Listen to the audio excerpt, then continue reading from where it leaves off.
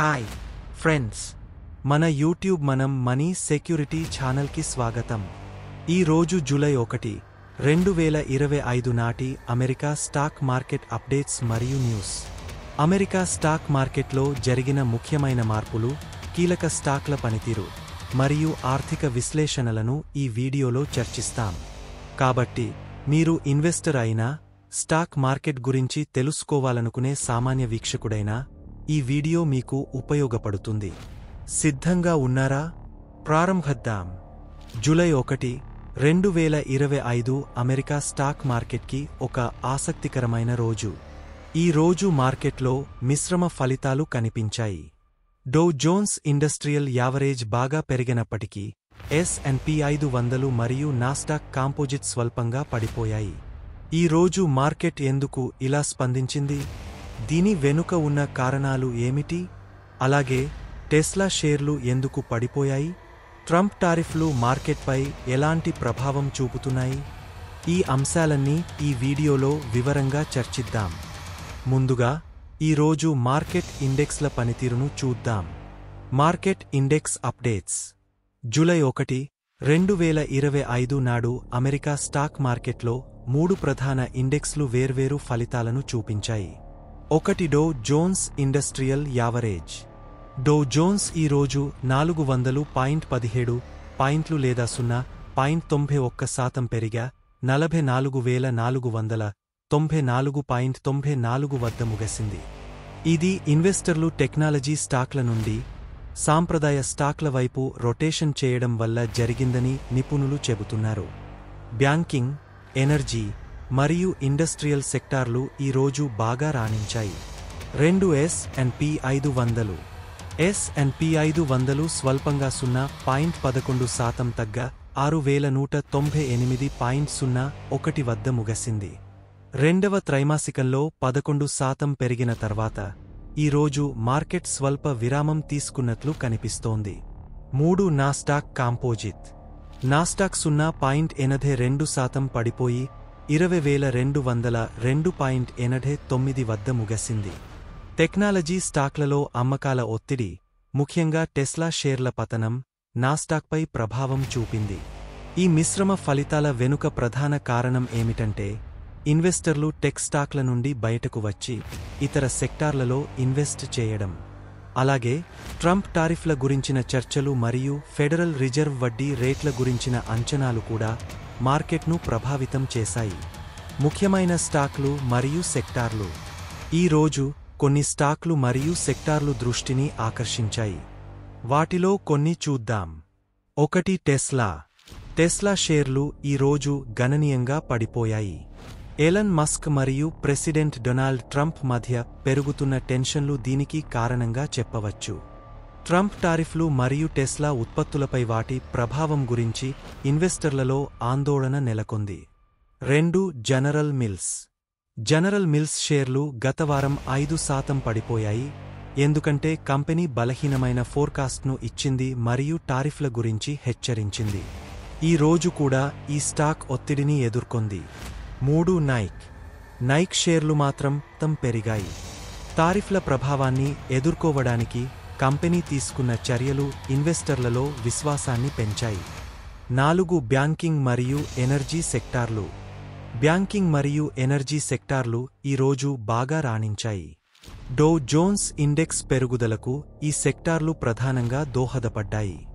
Federal reserve వడ్డీ రేట్లను 4.25% నుండి 4.5% వద్ద స్థిరంగా ఉంచడం బ్యాంకింగ్ సెక్టార్కు సానుకూలంగా ఉంది. 5 రివిలేషన్ బయోసైన్సెస్. ఈ కంపెనీ జూలై 7, 2025 నుండి 1-for-3 రివర్స్ స్టాక్ స్ప్లిట్ను అమలు చేయనున్నట్లు ప్రకటించింది. ఇది లోఫ్లోట్ పెన్నీ స్టాక్గా ఉండటం వల్ల ఇన్వెస్టర్ల దృష్టిని ఆకర్షించింది. నెక్స్ట్ ట్రంప్ టారిఫ్ల ప్రభావం. ఈ రోజు మార్కెట్పై అతి ముఖ్యమైన ప్రభావం చూపిన అంశం ట్రంప్ టారిఫ్ల గురించిన చర్చలు. ప్రెసిడెంట్ డొనాల్డ్ ట్రంప్ జూలై 9, 2025 గడువు తర్వాత టారిఫ్లను పొడిగించకూడదని సూచించారు. జపాన్తో ట్రేడ్ టాక్స్ కొనసాగుతున్నాయి మరియు జపాన్ 25% ఆటో టారిఫ్ల నుండి మినహాయింపు కోరుతోంది. అలాగే స్టీల్ మరియు అల్యూమినియం టారిఫ్లు ఇంకా పరిష్కారం కాలేదు. ఈ టారిఫ్లు కంపెనీల ఖర్చులను పెంచుతాయి, ముఖ్యంగా ఆటోమోటివ్ మరియు మాన్యుఫాక్చరింగ్ సెక్టార్లలో.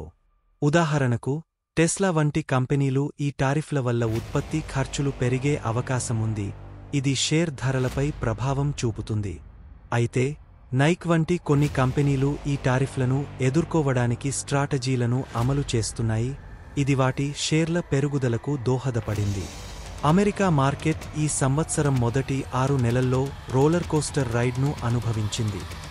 S&P ఏప్రిల్ 500లో కనిష్ట స్థాయిల నుండి 11% పెరిగింది మరియు నాస్డాక్ 18% జంప్ చేసింది.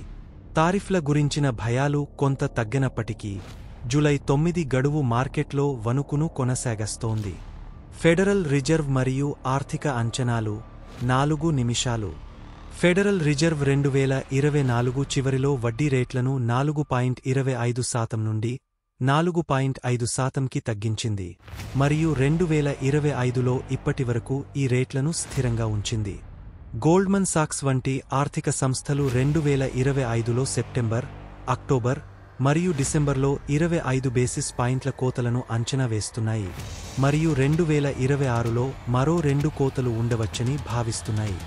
ఈ వడ్డీ రేట్లు స్థిరంగా ఉండటం బ్యాంకింగ్ సెక్టార్కు సానుకూలంగా ఉంది, కానీ టెక్ స్టాక్లపై కొంత ఒత్తిడిని చూపుతోంది. అలాగే, డాలర్ విలువ 2025 మొదటి 6 నెలల్లో 10% తగ్గింది, ఇది అమెరికా ఎగుమతులకు సానుకూలం కావచ్చు, కానీ టారిఫ్ల వల్ల ఈ ప్రయోజనం పరిమితం కావచ్చు. నెక్స్ట్ ఇతర ముఖ్యమైన న్యూస్. 1. బిట్కాయిన్ అంచనాలు. కొంతమంది విశ్లేషకులు బిట్కాయిన్ ధర $2,50,000కి చేరవచ్చని అంచనా వేస్తున్నారు. క్రిప్టో మార్కెట్లో ఈ ఆశావాదం స్టాక్ మార్కెట్పై కూడా కొంత ప్రభావం చూపవచ్చు. 2. హొరైజన్ బ్యాంకార్ప్. ఈ కంపెనీ జూలై 24న తమ 2వ త్రైమాసిక ఫలితాలను ప్రకటించనుంది, ఇది బ్యాంకింగ్ సెక్టార్ ఇన్వెస్టర్లకు ముఖ్యమైన వార్త. 3. Sweeping fiscal bill.